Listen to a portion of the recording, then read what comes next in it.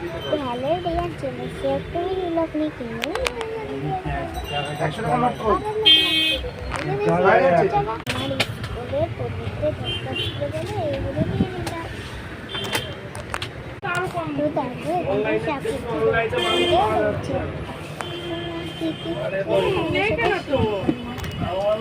দেখো আর্ট করতে চলে এসছে আর আমি তো দেখো এখানটায় মা হাত করছে আটাও ঢুকে পড়েছে তো এখন মানে বুঝিয়ে দিচ্ছে। দেখো এখানটায় আলু দিয়েছে চা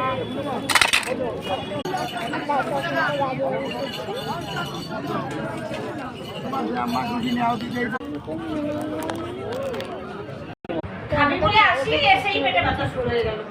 পেটে ব্যথা হলে কি করব? জোর করে খাবো আর পেটে ব্যথা হয়ে যাবে।